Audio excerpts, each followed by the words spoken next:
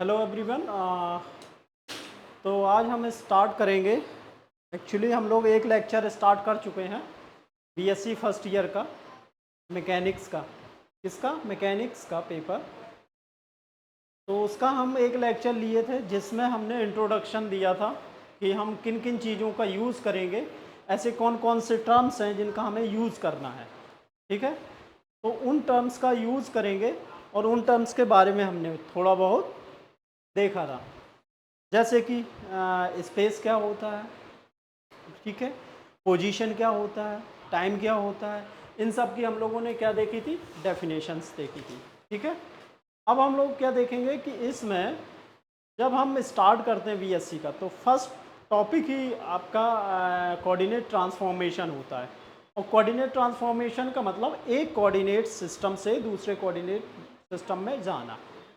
ठीक है, मान लीजिए कोऑर्डिनेट सिस्टम इस दो तरीके से हम इसको देख सकते हैं। एक तो कोऑर्डिनेट सिस्टम होता है कार्टेशियन कोऑर्डिनेट सिस्टम से आप पोलर कोऑर्डिनेट सिस्टम में जा रहे हैं, ठीक है, या फ्लैट कोऑर्डिनेट सिस्टम। ऐसे बहुत सारे कोऑर्डिनेट सिस्टम होते हैं जिनमें एक से दूसरे में जा। दूसरा, अब कोऑर्डिनेट्स जो होते हैं ना, एक फ्रेम से दूसरे फ्रेम में ट्रांसफॉर्म करते हैं।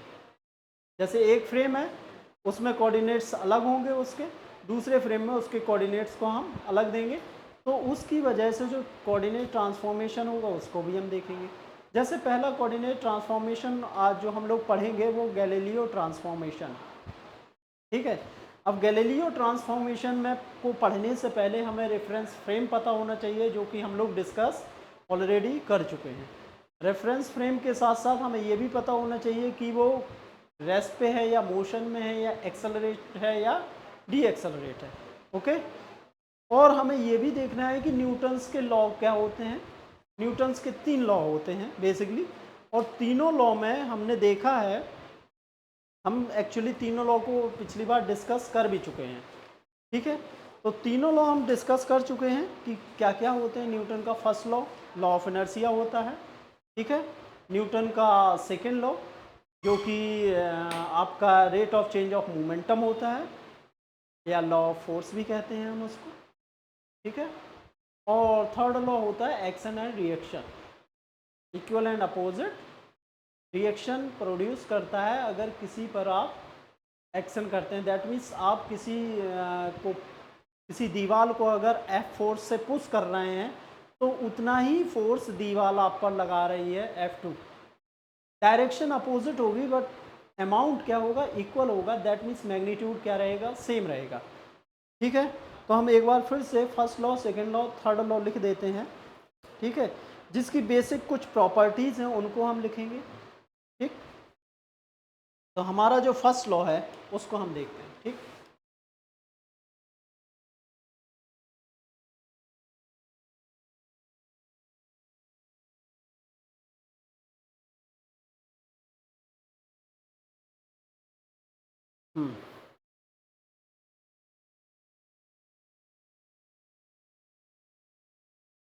Newton's first law. First law कहता है कि अगर कोई ऑब्जेक्ट मान लीजिए ये ऑब्जेक्ट है, अगर ये रेस्ट पर है, क्या है, एट रेस्ट, तो ये ऑलवेज भी रेस्ट पे होगा। ये कैसा होगा, always rest.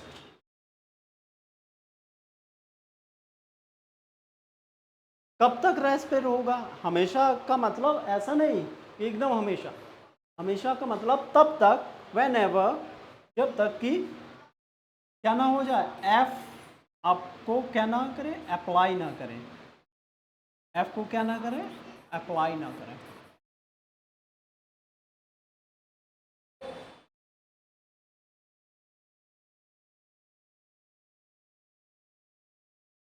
Apply on the object.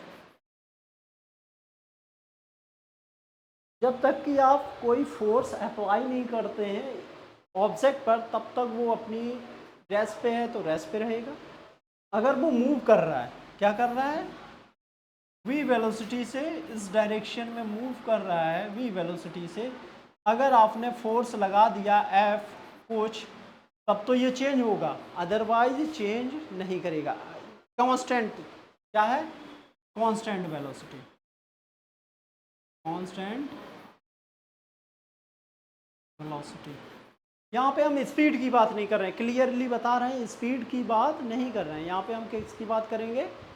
Velocity की। अगर कोई फोर्स लगा के उसकी डायरेक्शन, ऑब्जेक्ट की डायरेक्शन भी चेंज कर देता है, दैट मीन्स क्या है, उस पर कोई ना कोई फोर्स लग रहा है। ठीक है, तो गैलीलियो ने सबसे पहले यही बताया कि ये जो ऑब्जेक्ट है रेस्ट पे रहेगा या मोशन में करेगा, मोशन में रहेगा जब तक कि अगर आप कोई एक्सटर्नल फोर्स नहीं लगाते हैं। अगर आपको इसको मूव करवाना है, इस ऑब्जेक्ट को क्या करना है, मोशन में लाना है, रेस्ट पर है, किस में लाना है, मोशन में, तो आपको क्या करना पड़ेगा, एक फोर्स अप्लाई करना ही पड़ेगा। ठीक है, या हम कह सकते हैं कि अगर कोई ऑब्जेक्ट रेस्ट पे था और मोशन में आ गया है, रेस्ट पे था तो मोशन में आ गया है, दैट मीन्स उस पर कोई ना कोई एक फोर्स लग रहा है। ठीक है, that is the external force. क्या होगा, एक्सटर्नल फोर्स। सिमिलरली अगर कोई ऑब्जेक्ट मोशन में है, कैसा है, मोशन में है, सीधे जा रहा है, अगर उसकी डायरेक्शन, इवन डायरेक्शन भी चेंज हो गई है, दैट मीन्स कोई ना कोई कॉज है जिसकी वजह से ऐसा हो रहा है। जाहिर सी बात है, बिना उसके तो नहीं होगा। तो इसी कॉज को कहते हैं फोर्स। दैट मीन्स कोई ना कोई फोर्स उस पर अप्लाई हो रहा है। ओके, तो ये जो लॉ है इसको लॉ ऑफ इनर्शिया कहते हैं। क्या कहते हैं, law of inertia, law of inertia. क्यों? क्योंकि इनर्शिया रजिस्ट करता है अपनी स्टेट को चेंज करने की क्वालिटी को। कोई भी ऑब्जेक्ट है जब वो अपनी स्टेट की स्टेट चेंज होने का अपोज करे, उसी को कहते हैं, उसी प्रॉपर्टी को कहते हैं ऑब्जेक्ट की, क्या कहेंगे, इनर्शिया। ये इनर्शिया आता कैसे? इनर्शिया आने का जो कारण दिया गया था वो ये दिया गया है कि उसके पास क्या है, मास है। क्या है, मास है। मास की वजह से इसमें इनर्शिया आया है, तो इनर्शियल मास भी कहते हैं।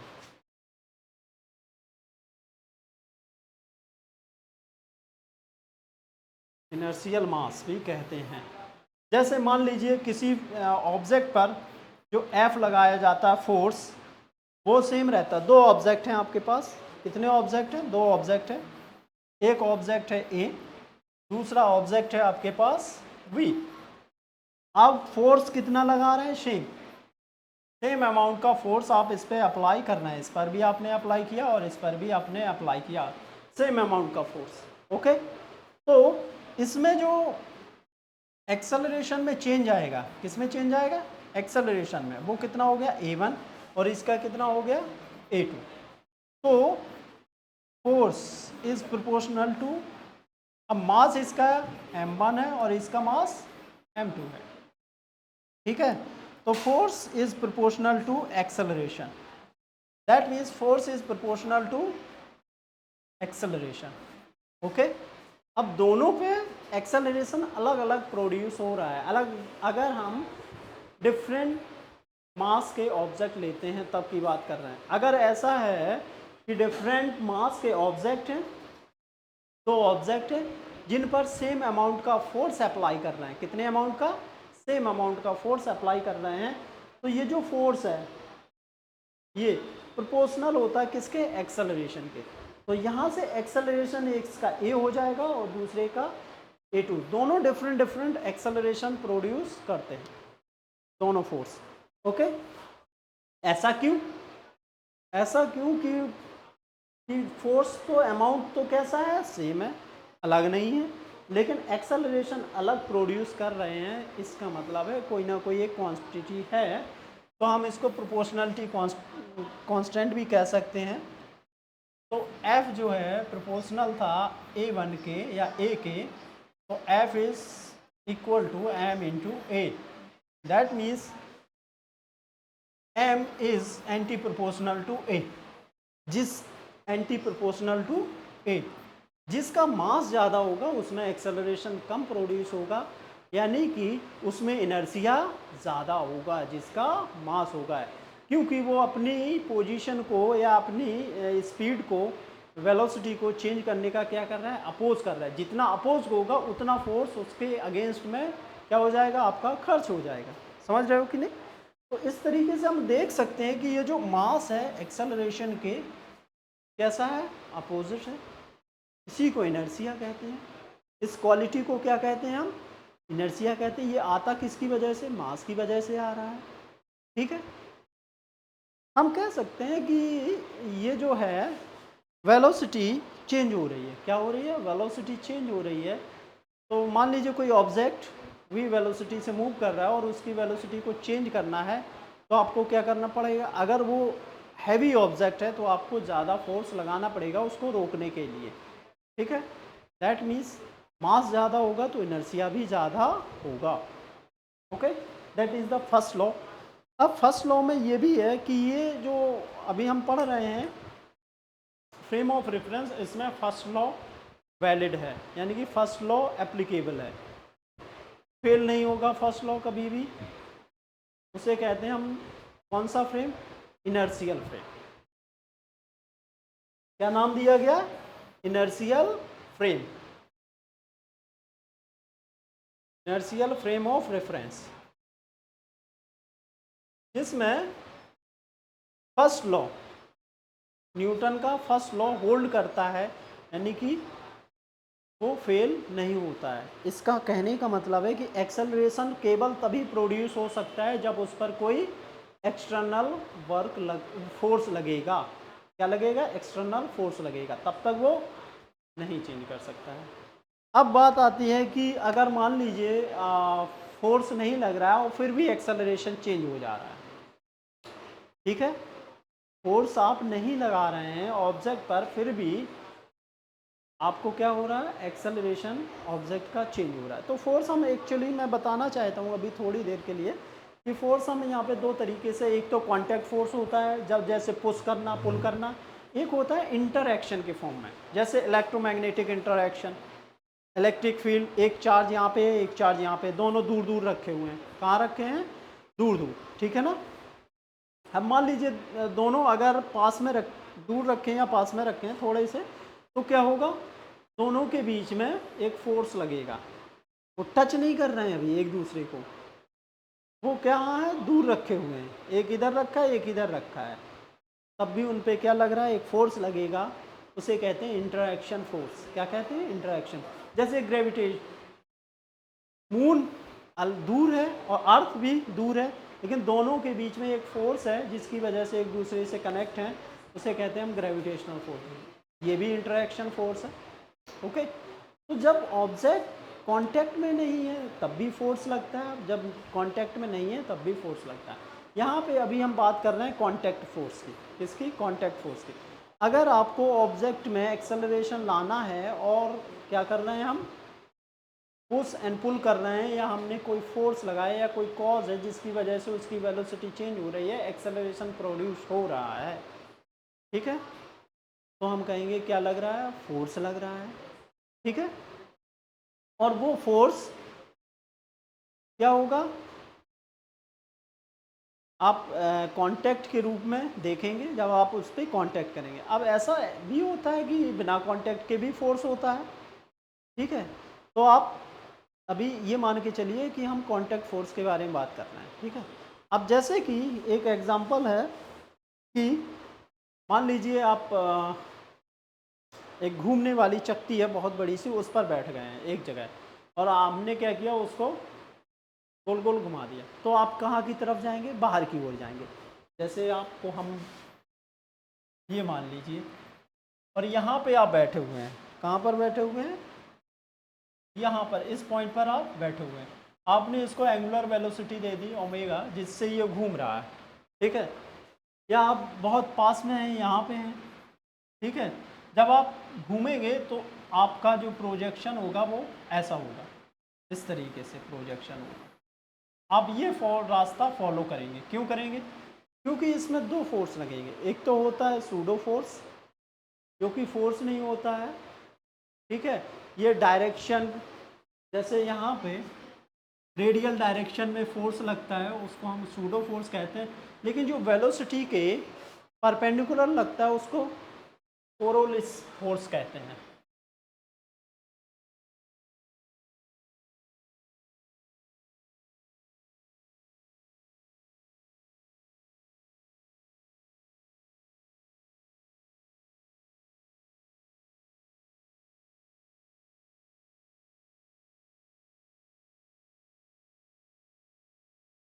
कोरियोलिस फोर्स कहते हैं। ओके, तो यहाँ पे हम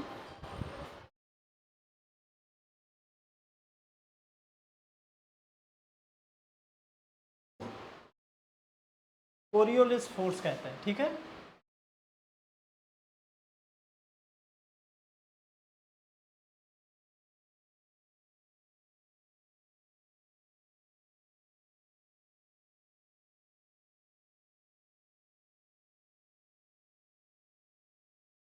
ठीक है, जो कि क्या होता है, परपेंडिकुलर टू द वेलोसिटी।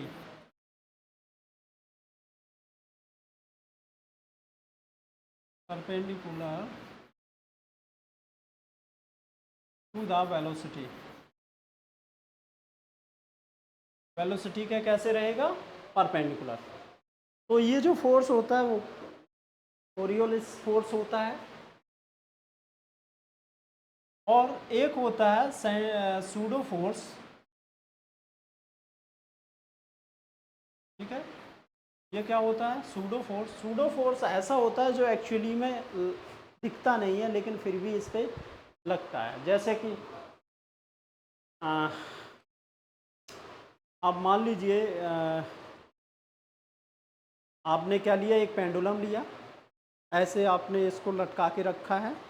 ठीक है, आप कार में बैठे हुए हैं या बस में हैं, बस कांस्टेंट स्पीड से जा रही है।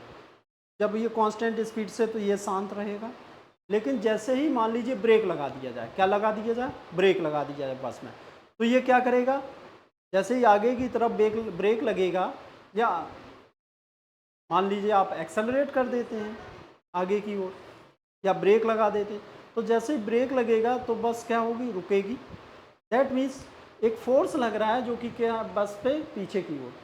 ओके, क्योंकि वो कहीं ना कहीं डी एक्सेलरेट करेगा।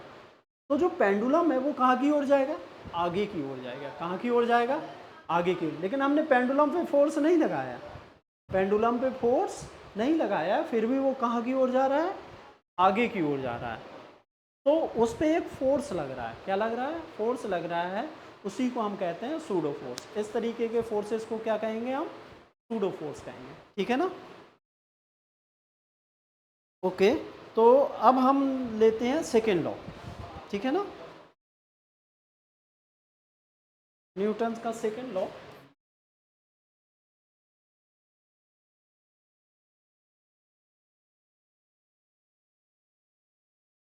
हमने फर्स्ट लॉ पर इतना टाइम इसलिए दिया क्योंकि ये महत्वपूर्ण है जब हम इनर्शियल फ्रेम पढ़ेंगे।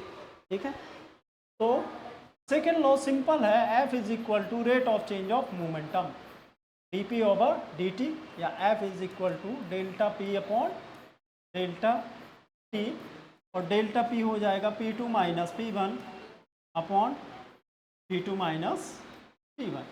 ओके, वेक्टर फॉर्म में लिखेंगे तो वेक्टर फॉर्म में लिख लेंगे इसको ऐसे, वेक्टर लगा के। Okay, that is called Newton second law of motion. Okay, third law of motion, Newton's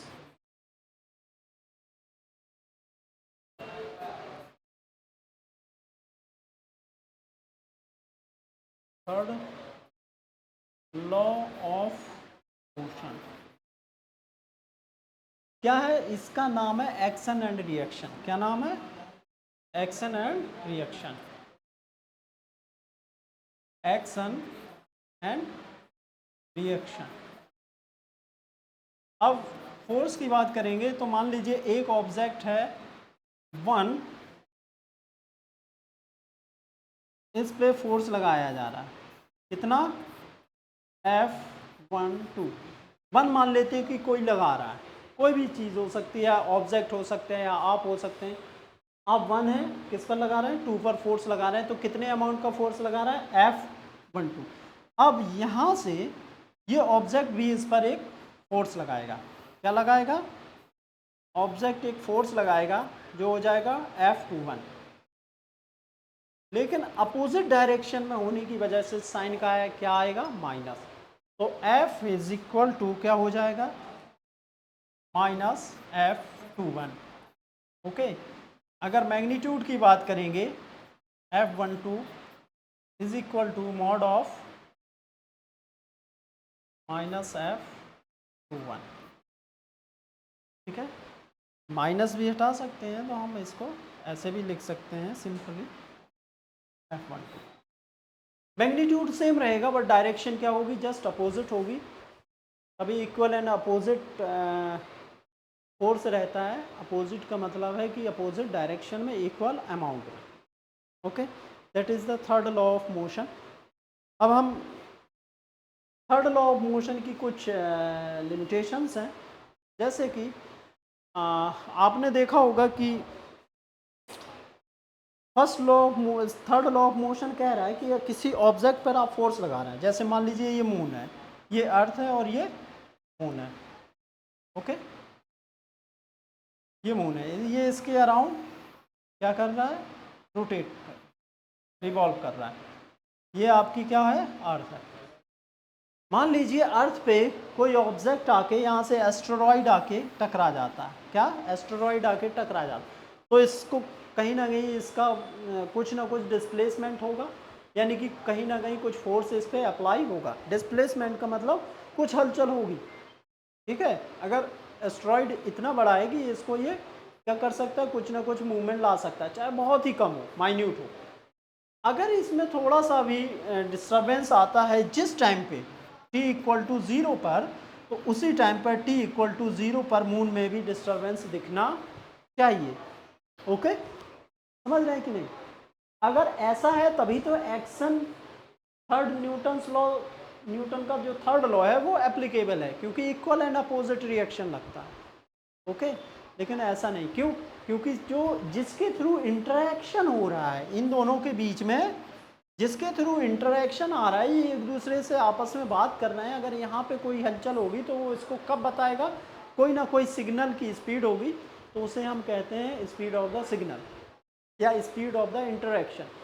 जिस इंटरेक्शन के थ्रू एक दूसरे से बात कर रहे हैं, कम्युनिकेट कर रहे हैं, उसकी वजह से यहाँ पे जो स्पीड होगी इसकी, ठीक है, वो इनफाइनाइट नहीं हो सकती है। ये किसका पोस्टुलेट है? स्पेशल थ्योरी ऑफ रिलेटिविटी का, आइंस्टाइन की। ठीक है, कि कोई भी सिग्नल की स्पीड v कभी भी ग्रेटर देन नहीं हो सकती है c से, कभी भी। पोस्टुलेट है। लेकिन यहाँ पे हम देख रहे हैं, जब हम न्यूटन्स की इस तरीके के लॉ को देखते हैं तो यहाँ पे हमें पता चलता है कि इन्होंने इस चीज़ के बारे में कोई बात नहीं की। इन्होंने बात सिंपली बोल दिया है, जिससे ये समझ आता है कि स्पीड की सिग्नल जो क्या है? इनफाइनाइट है। क्या है? इनफाइनाइट। ठीक है, ओके। तो जिसकी वजह से ये एप्लीकेबल नहीं होता है। तो हर जगह इसकी लिमिटेशन है कि हर जगह इसको अप्लाई नहीं कर सकते हैं। न्यूटन्स के लॉ भी हर जगह अप्लाई नहीं होते हैं। ओके, हम केवल अपने अर्थ पर जो एक इनर्शियल फ्रेम रहता है उसकी बात कर रहे होते हैं। नॉन इनर्शियल फ्रेम में हम क्या देखते हैं कि न्यूटन्स के लॉ फॉलो नहीं करते हैं। ओके, तो कहीं ना कहीं कुछ फिजिक्स में गड़बड़ है या हमारे समझने में गड़बड़ है, जिसकी वजह से ये नहीं होता है। तो उसको चीज़ को हैंडल किया था किसने? आइंस्टाइन ने। आइंस्टाइन ने पहले तो इनर्शियल फ्रेम माना, 1905 में एक थ्योरी दी थी, स्पेशल थ्योरी ऑफ रिलेटिविटी, जिसको STR कहते हैं, स्पेशल थ्योरी ऑफ रिलेटिविटी। फिर 10 ईयर आफ्टर 1915 में एक GR दिया, general theory of relativity. Okay, तो ये दो थ्योरी थी आइंस्टाइन की। STR से हम कहाँ पहुँचे? GR में। तो कहीं ना कहीं जो इनर्शियल फ्रेम और लॉ ऑफ फिजिक्स के हैं उसको भी हमने देखा। दूसरा, न्यूटन का ये दिमाग में कैसे आया, न्यूटन्स के कि सॉरी आइंस्टाइन के, कि हमें कुछ और अलग करना चाहिए, ये लॉ फॉलो नहीं हो रहे हैं, कहाँ पर नहीं हो रहे हैं। तो मैक्सवेल ने इस पर काम किया था। मैक्सवेल ने इसके बारे में हम और बताएंगे कि मैक्सवेल ने इस पर काम किया था। ठीक है, तो मैक्सवेल की इक्वेशन ली, फिर उन्होंने देखा आइंस्टाइन ने कि कुछ दिक्कत है, वो सारी दिक्कत को हम जब इस टॉपिक पे पहुंचेंगे इनर्शियल और non inertial frame of reference पे, तब हम इस पे बात करेंगे। ठीक है, कैसे चीज़ों को किया गया। ओके, तो अब हम बात करते हैं गैलीलियन ट्रांसफॉर्मेशन। ये जो हमारा टॉपिक है आज का, एक्चुअली टॉपिक का सेंटर यही है, आज पूरे लेक्चर का सेंटर यही है। ठीक है, गैलीलियो ट्रांसफॉर्मेशन इसी नाम से टॉपिक है, तो हम इसको लिखते हैं।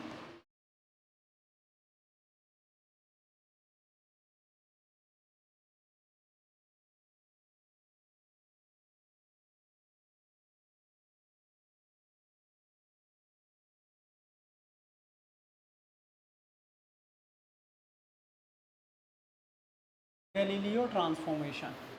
ओके, तो गैलीलियो ट्रांसफॉर्मेशन में हम कुछ चीज़ें मानते हैं, जैसे हम फ्रेम ऑफ रेफरेंस मानेंगे। क्या मानेंगे? Frame of reference. तो हमने सबसे पहले इससे पहले हमने बात की थी कि इनर्शियल फ्रेम क्या होता है। तो गैलीलियो ने एक इनर्शियल फ्रेम माना, और इनर्शियल फ्रेम की डेफिनेशन है कि उसकी जो वेलोसिटी है या तो वो रेस्ट पे होगा या कांस्टेंट वेलोसिटी से मूव करेगा। तो इनर्शियल फ्रेम क्या लिया इन्होंने?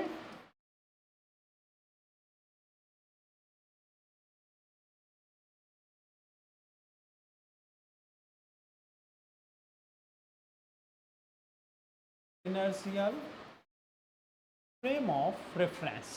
फ्रेम ऑफ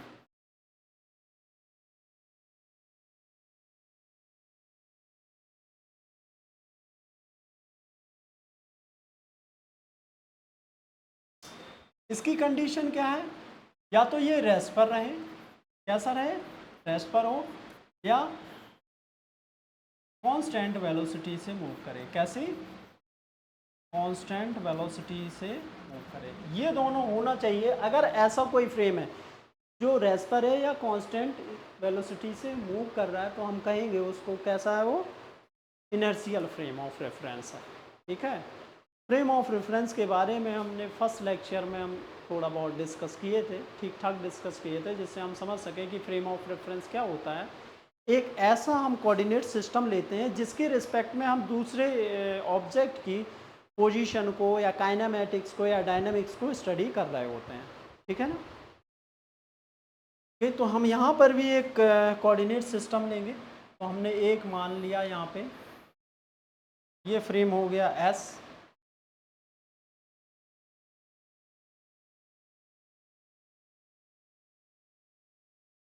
हमने दो एक्सिस ले लिए, एक्स एंड वाई एंड सी भी ले लेते हैं। ओके, सिमिलरली हम दूसरा फ्रेम ऑफ रेफरेंस लेते हैं।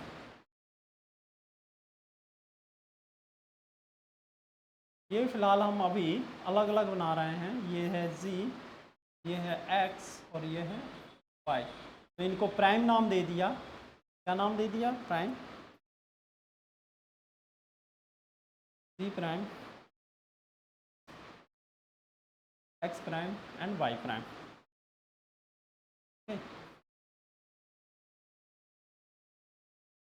यहाँ पे हमने इसको x दिया। क्या दिया? x दिया। ये x है, तो आपके क्या है? फ्रेम ऑफ रेफरेंस है।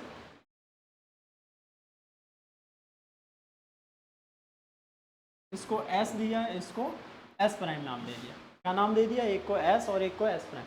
इसका ओरिजिन यहाँ पे है O पर, इसका है O प्राइम। ओके, तो हम कुछ चीज़ें मानते हैं कि हम मान लेते हैं लेट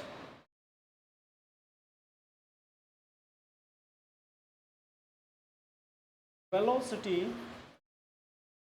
या हम कहेंगे कांस्टेंट वेलोसिटी।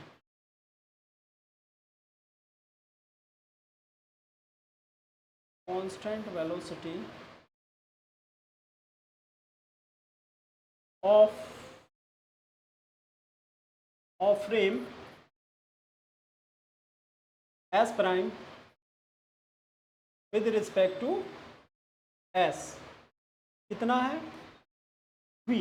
इसकी जो वेलोसिटी है एक्स डायरेक्शन में वो v है, तो हम लिखेंगे यहाँ पे vx, या v लिख देते हैं, कोई दिक्कत नहीं है, क्या लिख देंगे v। ये v वेलोसिटी से किस डायरेक्शन में जा रहा है, x डायरेक्शन में जा रहा है, ठीक है। अब इनिशियली हम क्या करेंगे, एक इवेंट मानेंगे at the time t is equal to 0 पर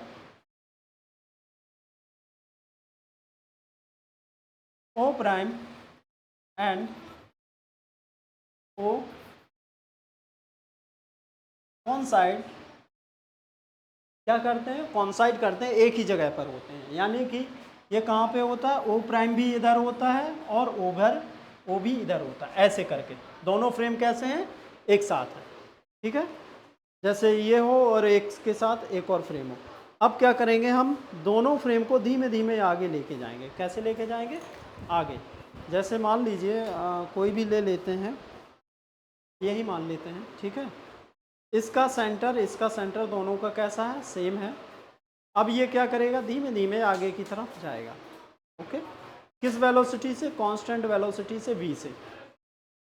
तो हम इस टाइम पे बात कर रहे हैं अभी, ठीक है। t टाइम में वो इतना डिस्प्लेसमेंट हो जाता है, वो कितना होता है, t टाइम में वो यहाँ पहुँच जाता है। t टाइम में कहाँ पहुँचेगा, यहाँ पर, ओके। तो यहाँ से यहाँ तक की डिस्टेंस कितनी हो जाएगी, कितना ट्रैवल कर लेगा t टाइम में, इन टाइम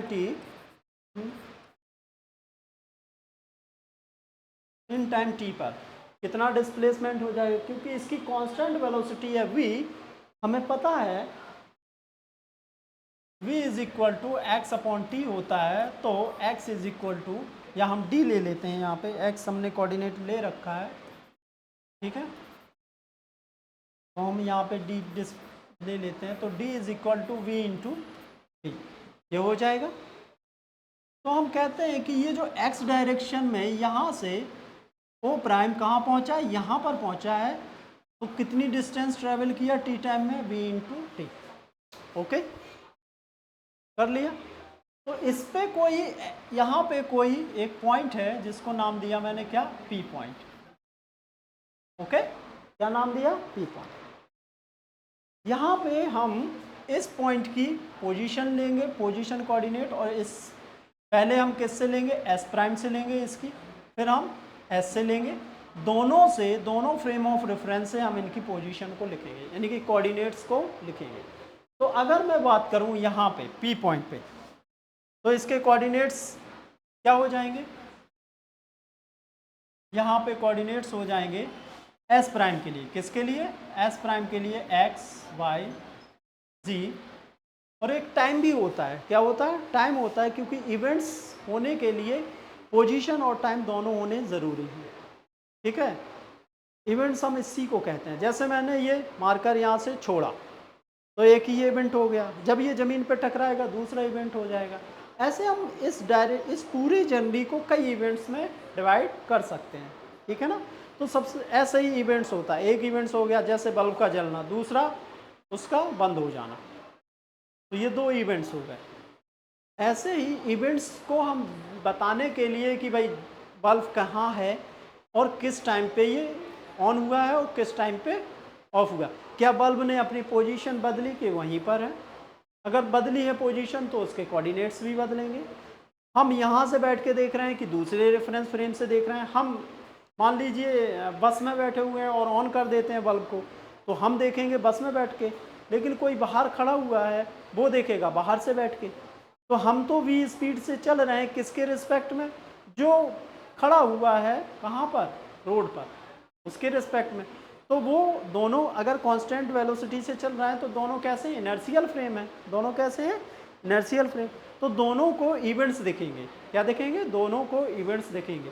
यहाँ पे हम टाइम को भी सिंक्रोनाइज करते हैं, टाइम को भी सिंक्रोनाइज करते हैं जब ये ओ पर है, ओ प्राइम कहाँ पर है, ओ पर है, और यहाँ पे टाइम कोऑर्डिनेट का ट्रांसफॉर्मेशन नहीं होता है, तो टी प्राइम और टी सेम रहता है। तो एस प्राइम में हम कोऑर्डिनेट्स देखेंगे और एक्स प्राइम में, तो हमने लिख दिया एक्स वाई जी। अब हम एस प्राइम के कोऑर्डिनेट्स लिखेंगे तो हो जाएंगे एक्स प्राइम, वाई प्राइम और जेड प्राइम। ठीक है ना, ये तीन हो गए। अब हम देखते हैं, अब मुझे एक्स प्राइम लिखना है। क्या लिखना है? X prime. यहाँ से हम इस पॉइंट की, किससे, इस पॉइंट से इसकी डिस्टेंस हमने नाप ली, कितनी है, यहाँ से यहाँ तक गए। ठीक है, एक्स हो गई, यहाँ ऊपर गए वाई हो गई, इस डायरेक्शन में हो गया जेड हो गया। ठीक है, तो यहाँ से यहाँ तक की जो डिस्टेंस है वो कितनी है? एक्स है। यहाँ से यहाँ तक की जो डिस्टेंस है वो कितनी है? एक्स प्राइम है। ओके, ऐसे ही वाई होगा, ऐसे ही जेड होगा। क्योंकि ये एक्स प्लेन पर ही चल रहा है। किस पर चल रहा है? एक्स प्लेन पर चल रहा है, तो ये एक्स डायरेक्शन में ही चेंज होगी। किस डायरेक्शन में चेंज होगी? एक्स डायरेक्शन में ही चेंज होगी। जैसे कि मान लीजिए एक ये है, एक ये है, दोनों कॉन्साइड कर रहे हैं अभी एक दूसरे से। कैसे कर रहे हैं? कॉन्साइड कर रहे हैं। अब आप क्या करते हैं, इसको यहाँ से मूव करवाना चालू करते हैं। तो अब ये तो है आपकी एक्स डायरेक्शन, ये हो गई वाई डायरेक्शन, और आपकी साइड हो गई जेड डायरेक्शन, एक्स वाई जी। ओके, तो आप क्या करेंगे, जैसे ही ये मूव करेगा एक डायरेक्शन में, तो आपको क्या लगेगा कि वो एक ही डायरेक्शन में जा रहा है ना, ऊपर की तरफ जा रहा, ना तो जेड डायरेक्शन में आगे की तरफ, तो ये केवल एक ही डायरेक्शन में जा रहा है अभी फिलहाल। ठीक है, तो हम कहेंगे कि ये जो कोऑर्डिनेट्स हैं वो एक्स हो गया, ये डिस्टेंस कितनी हो गई? एक्स प्राइम हो गई। ओके, तो जो एक्स प्राइम है क्या है? X prime coordinate. कैसे लिखेंगे? एक्स प्राइम लिखने के लिए ये टोटल कितनी है? एक्स है। ये टोटल कितनी है? एक्स है। और एक्स में से आपने क्या कर दिया? एक्स प्राइम निकालना है। तो कैसे निकालेंगे? ये डिस्टेंस बचेगी केवल। ठीक है, तो एक्स प्राइम कैसे लिखेंगे? एक्स में से आपको क्या सब्ट्रैक्ट कर देना है? We T, X minus V T. अगर आपको ये डिस्टेंस वी टी है, कितनी है? वी टी है, तो ये डिस्टेंस कितनी है? एक्स प्राइम है। यही तो निकाल ली है। तो एक्स में से कितना सब्ट्रैक्ट कर दिया? ये वाला पार्ट सब्ट्रैक्ट कर दिया, ये वाला पार्ट, यानी कि we T, X minus V T, तो कितना बचा? Ex prime. ठीक है ना, तो इस से हम कह सकते हैं कि ये क्या है? X minus V into T. Y prime कितना हो जाएगा? वाई। जेड प्राइम कितना हो जाएगा? जेड। और टी प्राइम भी कितना रहेगा? टी। टाइम भी चेंज नहीं होगा, क्योंकि हम यहाँ पे जो भी वेलोसिटीज की बात करते हैं वो v is much less than c। ठीक है, c से बहुत कम की बात करते हैं, तो यहाँ पे जो टाइम की बात कर रहे हैं, टाइम के मेजरमेंट की बात कर रहे हैं, दोनों कैसे हैं? सेम रहेंगे। ठीक है, तो इनको कहते हैं हम गैलीलियो ट्रांसफॉर्मेशन इक्वेशन। इन चारों को कहते हैं 1, 2, 3 एंड 4। इन चारों को कहते हैं गैलीलियो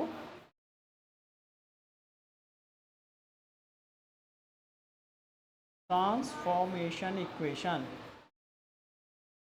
ट्रांसफॉर्मेशन इक्वेशन, ठीक है ना, ये गैलीलियो ट्रांसफॉर्मेशन इक्वेशन है, यानी कि हम इससे ट्रांसफॉर्मेशन कर सकते हैं। किसी भी इवेंट्स को देखना है, आपको इसकी वेलोसिटी निकालनी है, पॉइंट की एक्सेलरेशन निकालना है पॉइंट का, इसका पॉइंट का with respect to x prime या with respect to S prime या with respect to S frame, दोनों फ्रेम के रिस्पेक्ट में आपको देखना है, निकालना है, तो आपको पता चल जाएगा। ठीक है, तो अब इसी ट्रांसफॉर्मेशन से हम वेलोसिटी का ट्रांसफॉर्मेशन इक्वेशन निकालेंगे। किसका? वेलोसिटी का। ये किसका है? कोऑर्डिनेट्स का ट्रांसफॉर्मेशन इक्वेशन है, coordinate transformation equation of the Galileo. ठीक है, अब हम वेलोसिटी का ट्रांसफॉर्मेशन इक्वेशन देखेंगे। किसका? वेलोसिटी का। वेलोसिटी ट्रांसफॉर्मेशन इक्वेशन, या एडिशन रूल भी कहते हैं हम इसको, या सब्ट्रैक्शन रूल भी कहते हैं। तो इसको करने के लिए वेलोसिटी के ट्रांसफॉर्मेशन इक्वेशन को निकालने के लिए तो गैलीलियो के इक्वेशन है हमारे पास, कितनी है, 4 इक्वेशन है। वो क्या है, गैलीलियो ट्रांसफॉर्मेशन इक्वेशन, जीटी, हम इसको शॉर्ट में लिखेंगे जीटी, गैलीलियो ट्रांसफॉर्मेशन इक्वेशन। क्या है, X prime is equal to X minus V T, Y prime में चेंज नहीं हुआ तो वाई प्राइम ही वाई ही रहेगा, जेड प्राइम में भी कोई चेंज नहीं हुआ तो ये z prime is equal to z रहेगा, t prime is equal to t रहेगा। ये आपके पास कितनी है, 4 इक्वेशन है। ओके, इसको हम इन्वर्स इक्वेशन में भी कहते हैं, इन्वर्स भी कर सकते हैं। That means X is equal to क्या हो जाएगा, X prime plus V T, ये सब सेम रहेंगी, y is equal to Y prime, z equal to Z prime and t is equal to T prime. अब हमें पता है वेलोसिटी की डेफिनेशन, वेलोसिटी क्या होता है, v is equal to D X over D T, क्योंकि यहाँ पे 3 में है तो 3 कंपोनेंट होंगे, तो इसको हम लिखेंगे वी एक्स, तो वी वाई कितना हो जाएगा, D Y over D T. Okay, V Z कितना हो जाएगा, D G over D T. Okay, यही इक्वेशन का हम यूज़ करेंगे। यहाँ पे हम डायरेक्शन को हटा लेंगे थोड़ी देर के लिए, तो हम क्या करेंगे, इसको क्या कर देंगे, ईजिली डिफ्रेंशिएट करेंगे विद रिस्पेक्ट टू टी। तो यहाँ पे देखते हैं इसको हमें किस कोऑर्डिनेट्स में लेके जाना, इस कोऑर्डिनेट में एक्स प्राइम में, तो टी भी क्या हो जाएगा, टी प्राइम हो जाएगा। ओके, चलो कर लेते हैं एक बार एक्सरसाइज इसकी। तो D X prime upon D T prime is equal to V X prime हो जाएगा, जैसे ये है वैसे ही ये। तो हम यहाँ पे वैल्यू रखेंगे टी ओवर डी टी, क्यों, क्योंकि हम यहाँ पे देखते हैं कि T prime is equal to T, जिसकी वजह से हम इसको रिप्लेस करते हैं, टी प्राइम से टी में रिप्लेस कर देते हैं। एक्स प्राइम की वैल्यू यहाँ पे रख देते हैं, पुट कर देते हैं। एक्स प्राइम की वैल्यू कितनी है, X minus V T, X minus V into T. अब हम इसको डिफ्रेंशिएट करना है, तो पहले हम इस टर्म को डिफ्रेंशिएट करेंगे, तो ये हो जाएगा D X over D T, क्योंकि v कांस्टेंट है, v क्या है, कांस्टेंट है, तो हम v को क्या ले लेंगे, बाहर ले लेंगे, तो ये हो जाएगा D T over D T. That means ये हो जाएगा v एक्स माइनस v, ये वी एक्स प्राइम। तो हमारी जो इक्वेशन बन जाएगी वो ये हो जाएगी, V X prime is equal to V X minus we.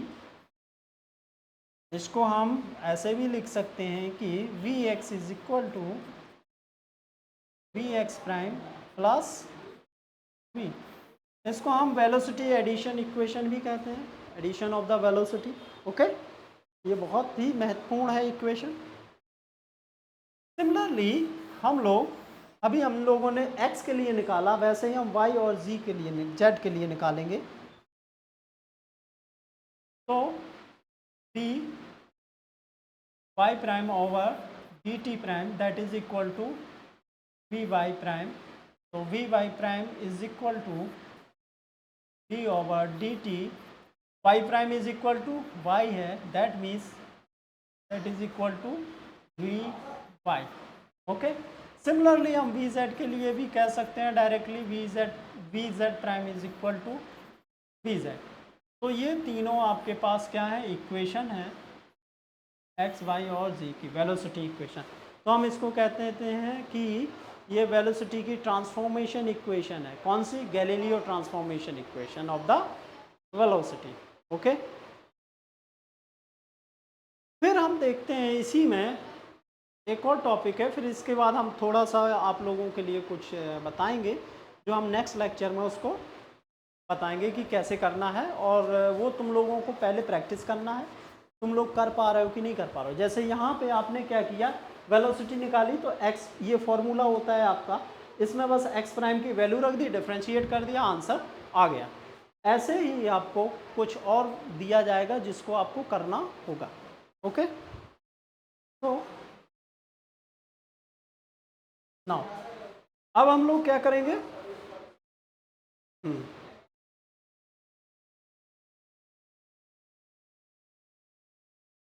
Acceleration देखेंगे। क्या देखेंगे, एक्सेलरेशन। जैसे हम लोगों ने पिछली बार यहाँ पे क्या देखा था, वेलोसिटी देखी थी, हम लोग यहीं पर देख लें पहले एक्सेलरेशन डिफरेंट कलर से। तो अगर मैं एक्सेलरेशन की बात करूँ, किसकी बात करूँ, एक्सेलरेशन की, तो एक्सेलरेशन होता है a prime x is equal to d v prime x upon D T prime, यही होगा ना। अब यहाँ पे सिंपली आपको क्या करना है, वी एक्स प्राइम की वैल्यू उठा के यहाँ पे पुट कर देनी है, टी को रिप्लेस, टी प्राइम को रिप्लेस कर देना है किससे, टी से, यही काम करना है हमको। तो कर लेते हैं डी ओवर डी टी। अब मैंने वी एक्स प्राइम की वैल्यू यहाँ से उठाई, कहाँ से उठाई, यहाँ से, वो कितनी है, वी एक्स माइनस वी, तो हम यहाँ देखेंगे D V X over D T. अब इसका जब हम dv का करेंगे, क्योंकि ये कांस्टेंट है तो क्या हो जाएगा, ज़ीरो हो जाएगा। हम कहेंगे a x prime is equal to a x. Similarly हम किसके लिए यूज़ करेंगे, y के लिए और z के लिए। तो y के लिए क्या हो जाएगा, a prime y is equal to a y, a prime g is equal to a g. अब यहाँ पे हम देख सकते हैं कि जो एक्सेलरेशन है रेफरेंस फ्रेम का, वो क्या है, ज़ीरो है। एक्सेलरेशन रेफरेंस फ्रेम का क्या है, ज़ीरो। दैट मीन्स कि ये जो इक्वेशन है, या हम कहेंगे रेफरेंस फ्रेम है, वो दोनों कैसे हैं, इनर्शियल फ्रेम ऑफ रेफरेंस हैं। क्यों, क्योंकि एक्सेलरेशन उसका ज़ीरो है। अगर उसका एक्सेलरेशन ज़ीरो है दैट मीन्स वो कैसा है, इनर्शियल फ्रेम है। इसका मतलब ये नहीं उसमें जब आप देख रहे हैं विद रिस्पेक्ट टू इस फ्रेम किसी ऑब्जेक्ट को या किसी इवेंट्स को, तो वो उसका एक्सेलरेशन जीरो होगा, इसका मतलब ये नहीं। इसका मतलब ये है कि जो फ्रेम है, क्योंकि हम दो फ्रेम की बात कर रहे हैं, एक फ्रेम रेस्ट पर है, दूसरा फ्रेम कांस्टेंट वेलोसिटी से मूव कर रहा है, ठीक है ना। तो एक को रेस्ट पे रखा, एक को मूव करवा दे, किससे, कांस्टेंट वेलोसिटी से। तो क्या कांस्टेंट वेलोसिटी वाला भी रेफरेंस फ्रेम ऐसा होगा जो इनर्शिया होगा, इनर्शियल फ्रेम ऑफ रेफरेंस होगा, यस, क्योंकि इसकी कॉन्स्ट वेलोसिटी हमेशा इतनी ही रहने वाली है, ठीक है ना। चाहे आप एक्स प्राइम से देखें, चाहे आप खुद उसी फ्रेम में बैठो वहीं से देखें, एक्स प्राइम की वेलोसिटी एक्स प्राइम से या एस से। तो एस प्राइम और एस दोनों के लिए हम कह सकते हैं कि दोनों कैसे हैं, reference frame, inertial reference frame, कैसे हैं, इनर्शियल रेफरेंस। ओके, तो नेक्स्ट हम जो करेंगे उसमें हम देखेंगे कि कुछ लॉज जो होते हैं वो इनवेरिएंट रहने चाहिए। तो हम कह सकते हैं जो इनर्शियल फ्रेम है, कैसे हैं, इनर्शियल फ्रेम है, इनर्शियल फ्रेम में न्यूटन्स फर्स्ट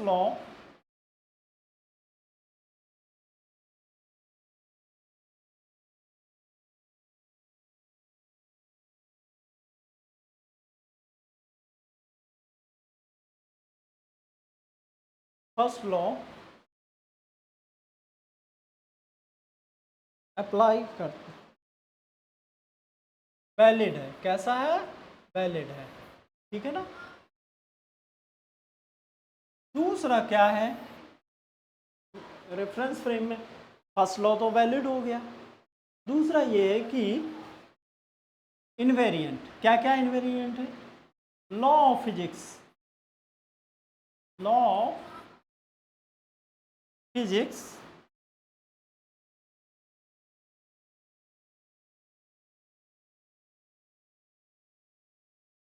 remains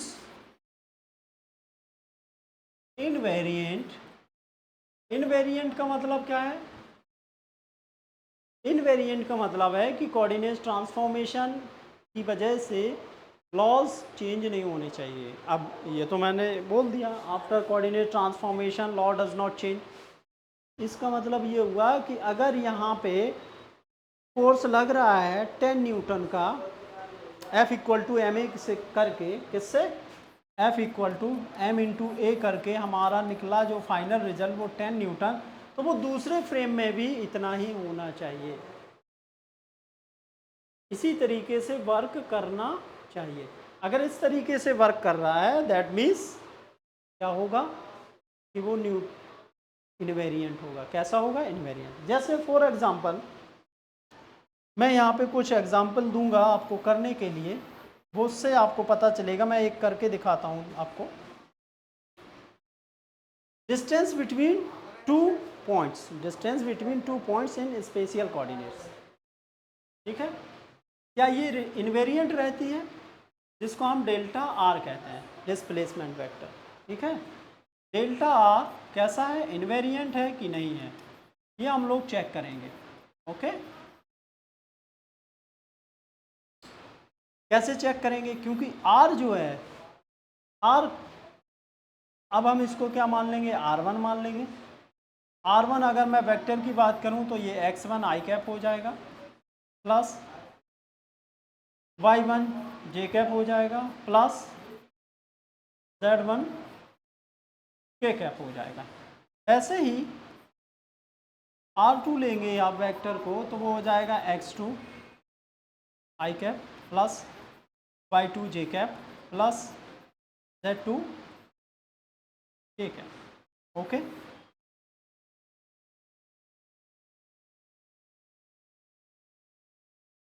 इसके कोऑर्डिनेट्स हैं x1 y1 और z1। इसके कोऑर्डिनेट हैं x2 y2 एंड z2। तो हमें डेल्टा आर निकालना है, मैग्नीट्यूड निकालना है, तो हम क्या करेंगे यहाँ से, ठीक है, डेल्टा आर निकालेंगे और ये डेल्टा आर हो जाएगा किस कोऑर्डिनेट के? 4 या इन रेफरेंस, इन फ्रेम, किसमें? एस में बात कर रहे हैं अभी। तो एस फ्रेम में इस तरीके से होगा। हमने क्या किया, मैं इसका एक फिगर बना के बता देता हूँ। मान लीजिए ये एस फ्रेम है और ये S frame, S prime frame है, ये एस फ्रेम है, इसका कोऑर्डिनेट ओ है, इसका कितना है? ओ प्राइम है। यहाँ पे 3 एक्सेस हैं ऐसे। ओके, कोई पॉइंट है, कोई इवेंट्स है, यहाँ पे हुआ है, कहाँ पे हुआ है? यहाँ पे हुआ है, इसको P1 नाम दे देते हैं। दूसरा इवेंट्स होता है जो कि दूसरी जगह होता है, क्योंकि कुछ ना कुछ टाइम इसका चेंज होगा। तो हम इसको थोड़ा और अलग बना लेते हैं, यहाँ से हटा के। मान लीजिए कहाँ हो जाता है? यहाँ हो जाता है, या इसको थोड़ा सा दिखे।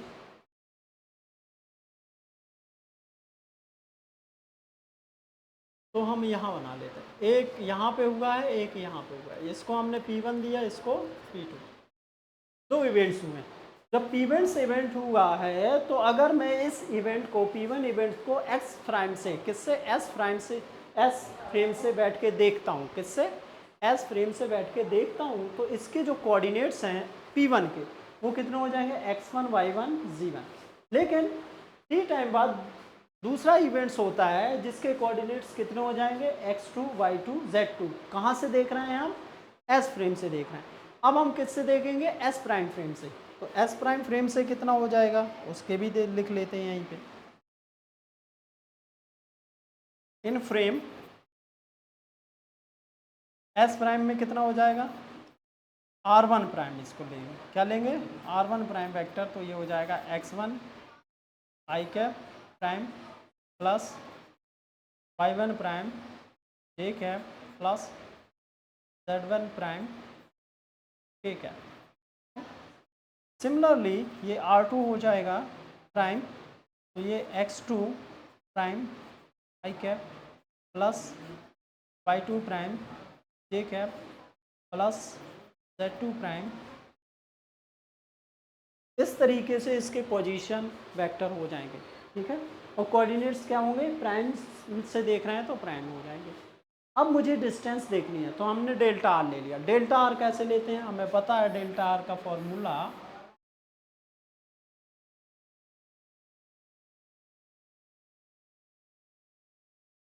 x2 माइनस x1 का whole square plus y2 minus y1 का whole square plus z2 minus z1 का होल स्क्वायर। ओके, तो हम इसको दे सकते हैं delta x plus delta y plus delta z का स्क्वायर। ओके, हम कह सकते हैं delta R square is equal to delta X square plus delta Y square plus delta Z square. अब हम ऐसे ही देखेंगे किसमें, आर प्राइम में। चलो देख लेते हैं। तो हमें देखना ये है, क्या अगर मैं यहाँ पे वैल्यू रखूँ आर प्राइम की तो कितना हो जाना चाहिए, डेल्टा आर प्राइम का स्क्वायर, डेल्टा आर प्राइम का स्क्वायर इज इक्वल टू हो जाना चाहिए डेल्टा एक्स प्राइम का स्क्वायर। सिमिलरली जैसे इसको किया प्लस डेल्टा वाई प्राइम का square plus delta Z prime का स्क्वायर। अब हम गैलीलियन ट्रांसफॉर्मेशन लगाते हैं। क्या लगाते हैं, गैलीलियन ट्रांसफॉर्मेशन। और वो गैलीलियन ट्रांसफॉर्मेशन क्या है, हम इससे पहले देख चुके हैं। Galilean transformation x prime is equal to X minus V T, क्योंकि ये v वेलोसिटी से चल रहा है। y prime is equal to Y, z prime is equal to z। Okay, यही हम यहाँ पे पुट करेंगे x प्राइम की जगह। ओके, तो डेल्टा लगाएंगे तो हम सब में डेल्टा लगा देंगे, यहाँ पर भी डेल्टा लगाएंगे, यहाँ पर भी डेल्टा लगाएंगे। ठीक, देखते हैं क्या ये सेम आता है कि नहीं आता है। तो हम यहाँ देखेंगे डेल्टा एक्स प्राइम, तो एक्स प्राइम की वैल्यू है X minus B T. Okay, plus delta Y prime की वैल्यू है Y plus delta Z prime की वैल्यू है Z whole square whole square. Okay, अब हम देखेंगे यहाँ पे कि ये जो है डेल्टा एक्स हो गया minus V into delta T हो गया प्लस का स्क्वायर, ठीक है। और ये माइनस नहीं प्लस का वी स्क्वायर डेल्टा टी का होल स्क्वायर माइनस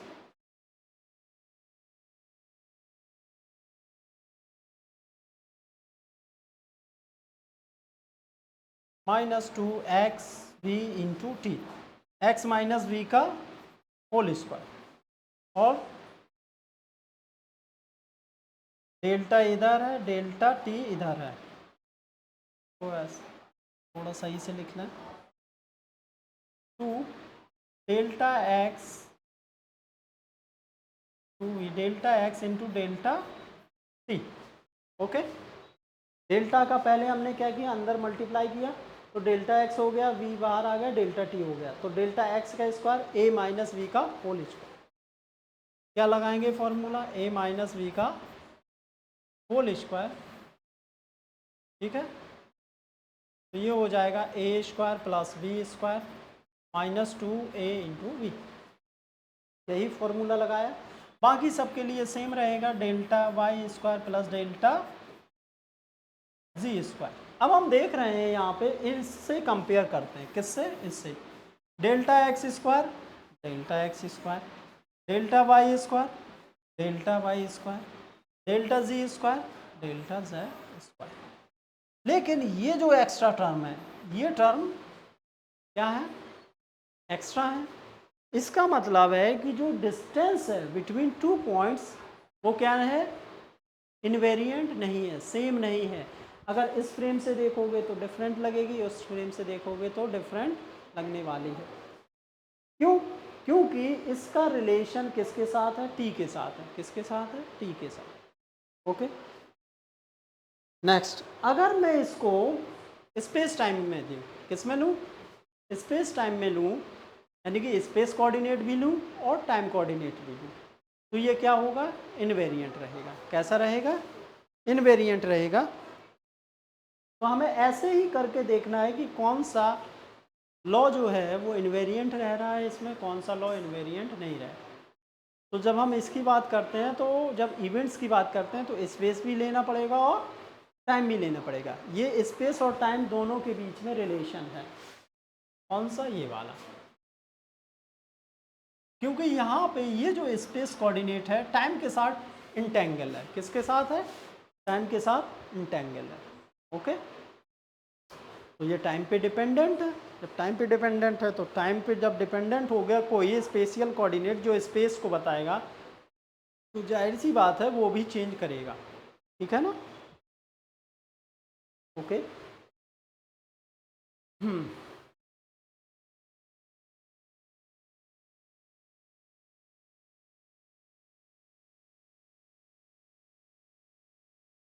अब नेक्स्ट हम लोग इसमें जो हम करने वाले हैं, हमें देखना होगा कि काइनेटिक एनर्जी या मोमेंटम कंजर्वेशन लॉ फॉलो करते हैं कि होल्ड करते हैं कि नहीं करते हैं। कंजर्वेशन लॉज, जैसे एनर्जी कंजर्वेशन,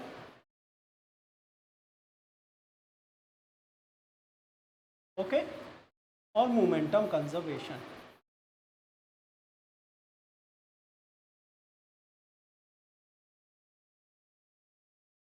ये दोनों लॉ हम लोग नेक्स्ट लेक्चर में देखेंगे और थोड़ा हम लोग इस पर भी बात करेंगे।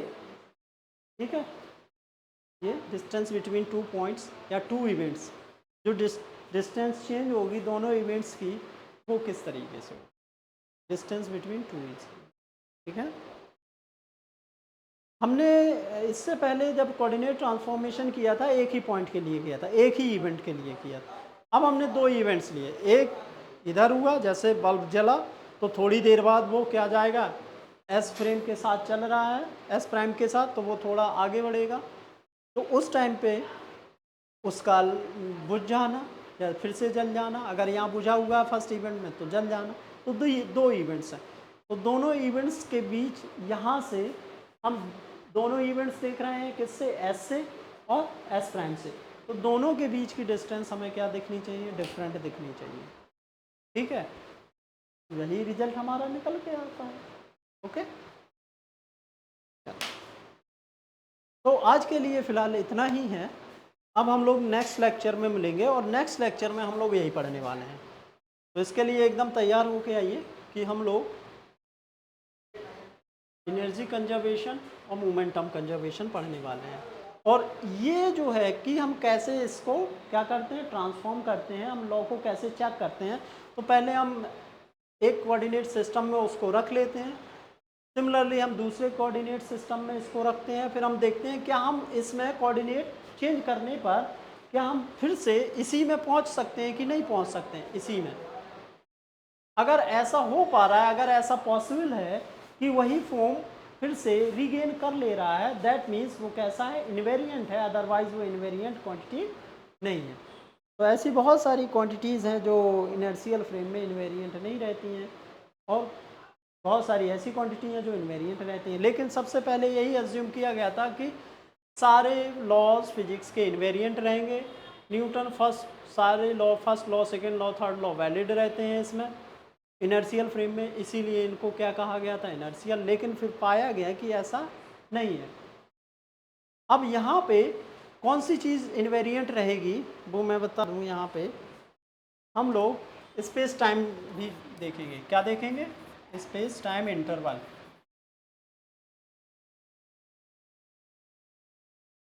थोड़ा सा बात करेंगे, ज़्यादा नहीं बात करेंगे, ठीक है। यानी कि इसमें 4 कोऑर्डिनेट होने वाले हैं, X Y G and T. Okay, ऐसे ही एस प्राइम में जाएंगे, एस प्राइम में जाएंगे तो क्या हो जाएगा, X prime, Y prime, Z prime और टी प्राइम। ये किसके लिए है, एस प्राइम, एस के लिए है, और ये किसके लिए, एस प्राइम के लिए। दोनों के कोऑर्डिनेट्स अलग अलग हो जाएंगे, 4 कोऑर्डिनेट्स होंगे इसमें, क्योंकि ये टाइम के साथ भी रहेगा। तो हम देखेंगे यहाँ पे डी एस स्क्वायर और डी एस प्राइम स्क्वायर कैसे रहते हैं, इन्वेरिएंट रहते हैं अंडर द गैलीलियन ट्रांसफॉर्मेशन। ये आप चेक कर भी सकते हैं घर पे जाके अभी, ठीक है। और मैं चेक करवा के बता दूंगा आपको कि इन्वेरिएंट रहते हैं कि नहीं रहते हैं ये, ठीक है, under the Galilean transformation. Okay, चलो एवरीवन।